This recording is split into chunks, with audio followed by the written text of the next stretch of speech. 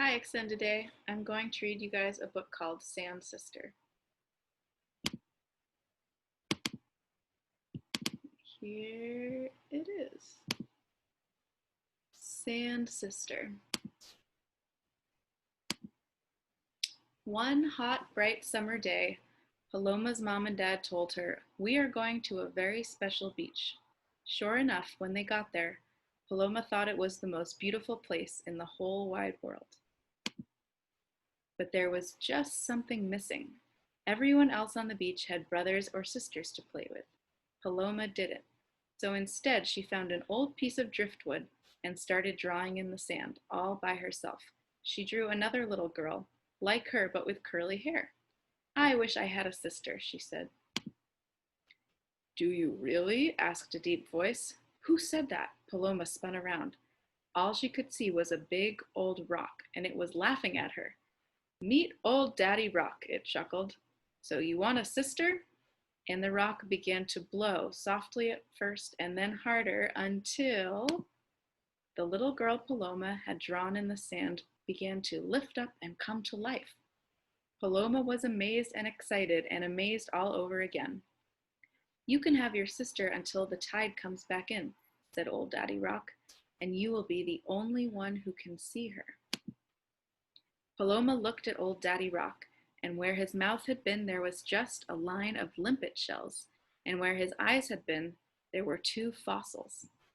Then she turned around to see her new sister smiling at her. "I'm Sandra," she said to Paloma, "but you can call me Sandy." And oh my, there have never been two little sisters who had so much fun. They built a boat of sand and played pirates. They buried each other right up to their necks. They ran after seagulls and chased each other's shadows. They went hunting for treasure in the rock pools and found a crab's shell. Then they sat quietly and watched the waves and the sun on the water and held hands without thinking. Later on, when the two girls decided to play jump the waves, they became silly and started pushing each other.